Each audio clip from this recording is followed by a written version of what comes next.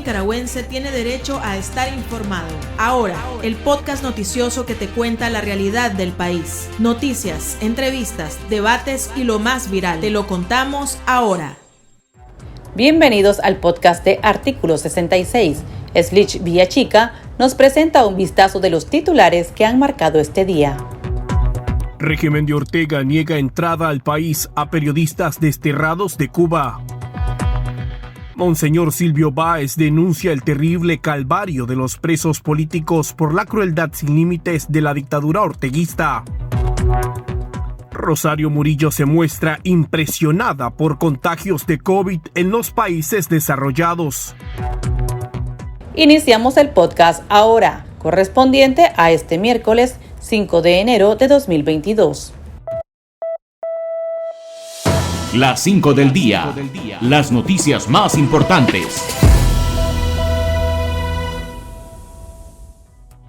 El régimen de Daniel Ortega le negó el ingreso a Nicaragua a los periodistas cubanos Héctor Valdés Cocho y Esteban Rodríguez, colaboradores de ADN Cuba, quienes fueron obligados al exilio por parte de la dictadura castristas. Los reporteros denunciaron que tras ser expulsados de la isla, hicieron escala en Panamá rumbo hacia El Salvador, desde donde ingresarían a Nicaragua. Sin embargo, estando en el aeropuerto salvadoreño, fueron llamados por altavoces para comunicarles que Nicaragua les negaba la entrada a su territorio. La negativa ocurre a pocos meses de que el régimen de Ortega anunciara el libre visado a los cubanos, alegando razones humanitarias.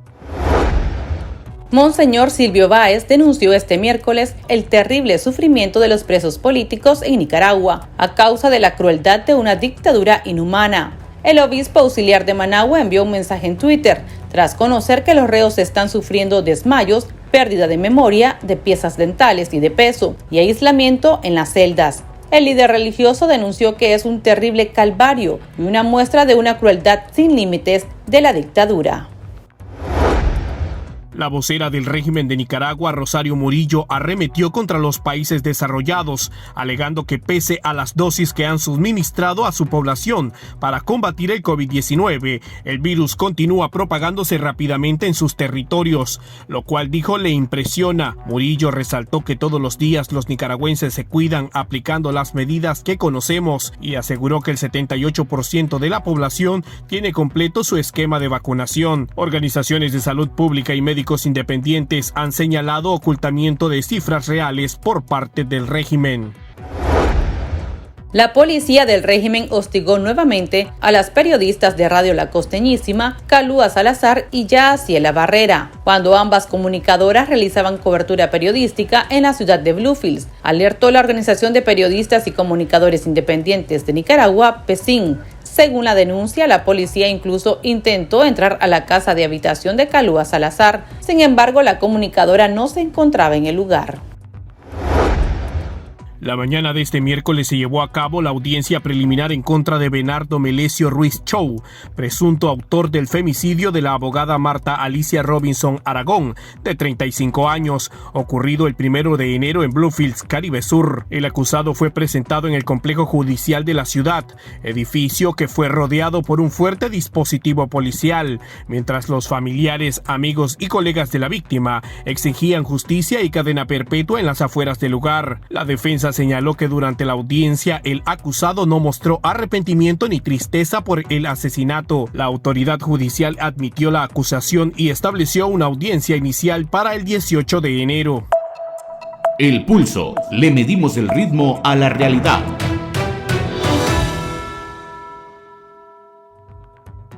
El régimen de Nicaragua anunció el inicio de los cursos de reforzamiento escolar para estudiantes que van a reparar materias, al tiempo que celebró la distribución de la merienda escolar a pocas semanas del inicio de clases en el país. Sin embargo, Nicaragua continúa siendo el país de la región con los niveles más bajos en ciencias, matemáticas y lectura, según un informe de la Organización de las Naciones Unidas para la Educación, UNESCO. Conversamos con el Dr. Jairo Flores, docente e investigador en educación, sobre los retos que enfrenta el sector en el presente año lectivo. Uno de los principales retos que hay que asumir en materia educativa es la inversión.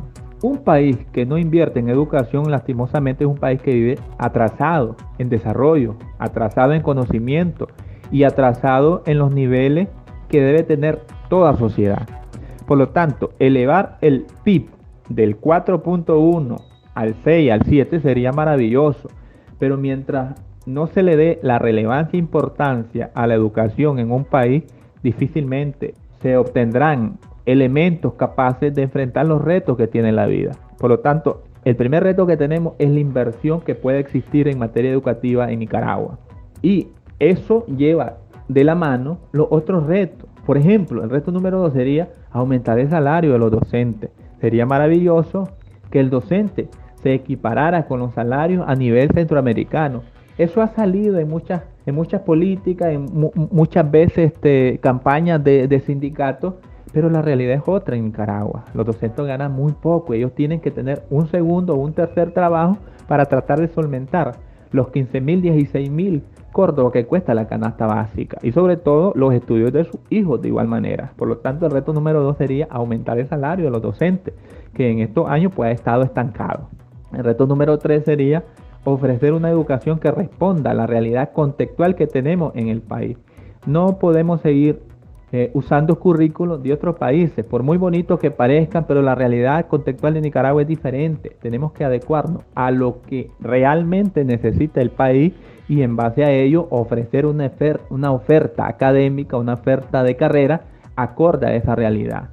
El reto número 4 sería reforzar y nivelar los contenidos que por la pandemia no se vieron o no se aprendieron correctamente. No es ningún secreto que producto de la pandemia, a partir del 2021, muchos padres de familia no enviaron a su hijo a clase. ¿Eso qué ocasionó? Que ese montón de contenido, de conocimiento que debían de tener los estudiantes, hoy no los tienen. Hoy van a ir a un grado inmediato superior y esos conocimientos van a hacer falta para entender los que vienen. Por lo tanto, se necesita un plan masivo de reforzamiento escolar, constante, sistemático, para tratar de nivelar esos contenidos que los estudiantes no aprendieron producto de que sus padres pues salvaguardaron su vida en no enviarlo a clase. Consultamos a nuestros lectores qué opinan acerca de la calidad educativa en Nicaragua. Escuchemos sus respuestas enviadas al WhatsApp de Artículo 66. El chat. Abrimos los micrófonos a nuestros oyentes.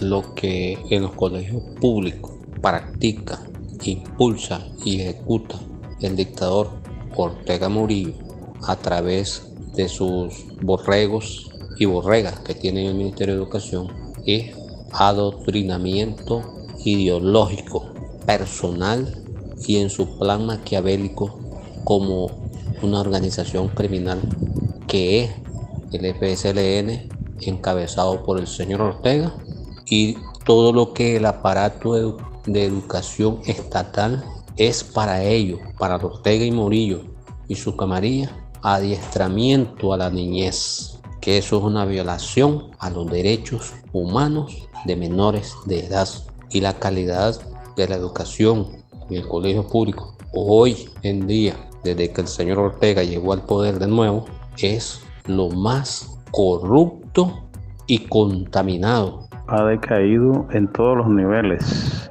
Una evidencia bien clara la pude apreciar en la UNAM. Del año 2000 al 2004 estudié una licenciatura y había buenos docentes, programas apropiados, adecuados, y etcétera. Regresé a estudiar una maestría en el 2017 y el programa era totalmente politizado. Los docentes no son profesionales, más bien son activistas políticos que lo que pretenden es adoctrinar a los universitarios. De ahí que está demostrado que la política no compagina con la educación. Empezando por los profesores que no saben ni escribir ni leer. Además, profesor, tenemos el desafío de continuar educándonos en medio de una pandemia. El año pasado se desnudó una realidad nicaragüense, que es que no estábamos preparados para enfrentar ese fenómeno de educación en línea totalmente. Se hicieron esfuerzos grandes a través de la teleclase, pero no produjo los resultados que se esperaban. Muchos docentes utilizaron Classroom, pero al inicio fue un caos total, y ya sin mencionar al esfuerzo que hicieron los padres de familia desde sus casas acompañando a los niños si ellos tenían la oportunidad, porque muchos de los padres de familia tenían que trabajar. Por lo tanto, se necesita eso, actualizar a los docentes verdaderamente, metodológicamente, didácticamente, sobre el uso y tecnológicamente sobre el uso de esas plataformas virtuales y cómo pueden servir para enfrentar una educación semipresencial o totalmente virtual. El reto 5 sería capacitar masivamente al personal educativo con el uso de plataformas virtuales como Moodle, Classroom para enseñar en línea y sobre todo dotar con medios digitales y acceso a internet al personal docente, no solo al personal docente, sino los centros de estudio. Y ahí se me viene la idea los centros de estudio del área rural, que difícilmente muchos niños no conocen una computadora, muchos niños no conocen, ¿verdad?, cómo funciona. Y cuando saltan a nivel secundario, a nivel de la universidad, el pegón es grande, es difícil ese muro, producto de la brecha tecnológica que tenemos nosotros en nuestro país. Y hay que estar preparado como reto número 6. Hay que estar preparado para enfrentar lo que se avecina en nuestro país. ¿Y a qué me refiero a eso? Bueno, en primera instancia, cuidar la vida del estudiante y de los padres de familia y sobre todo de los docentes, de igual manera. Porque aunque exista un manual de bioseguridad, ¿de acuerdo?, este debe ser aplicado sin ninguna objeción en las escuelas. El uso obligatorio de la mascarilla, el lavado de manos y tener fuentes de agua asegurada en los colegios. Eso es muy importante.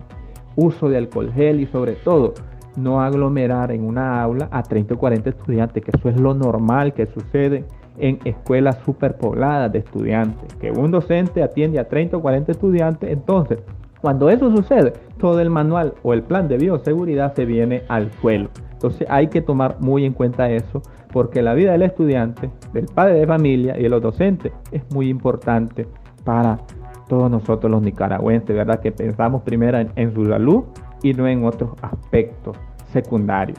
Y lo otro, reto número 7, se hace necesario que todos los esfuerzos lleven a una política educativa que garantice, sin excluir a nadie, que todos tengan acceso a una oportunidad en el país, ya sea si estás en un colegio privado o en un colegio público. Los métodos educativos deben de estar actualizados en temas pedagógicos, en temas metodológicos y en temas didácticos, y que las cosas secundarias, ideológicas, queden a segundo plano. Creo que ese es un reto importante y que con el transcurso del tiempo se verá si se toma o no en cuenta. Mientras eso siga de esa manera y no haya inversión en todos los niveles educativos, lastimosamente tendremos unos conocimientos desactualizados, seguiremos estando aplazados en las pruebas que aplica, por ejemplo, la UNESCO, y seguiremos en ese ámbito lastimoso de considerar que la educación no sirve para liberar a la sociedad. Esa es una mentalidad retrógrada que todavía muchas personas tienen. La educación debe servir para eso, para crear estudiantes autónomos, estudiantes que piensen por sí solos, que opinen y sobre todo que den a conocer sus puntos de vista, por muy diversos que estos sean. Muchas gracias. Para estar al tanto del acontecer nacional y conocer las voces calificadas sobre la realidad nacional, ahora el podcast informativo sobre Nicaragua.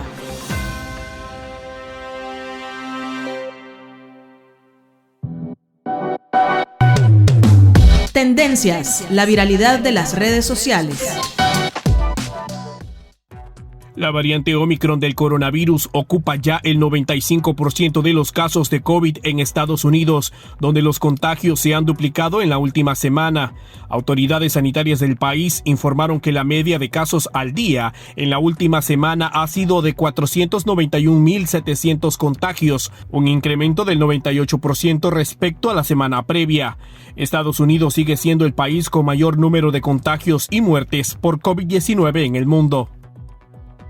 Aquí termina el episodio de Ahora de Artículo 66. Continúa informándose a través de nuestro sitio web www.articulo66.com. Síganos en nuestras redes sociales. Nos encuentra en Facebook, Twitter e Instagram y suscríbase a nuestro canal de YouTube. Hasta la próxima. La información veraz y de primera mano está ahora. No te perdás el podcast noticioso que te cuenta la realidad del país. Compartí y pasa la voz.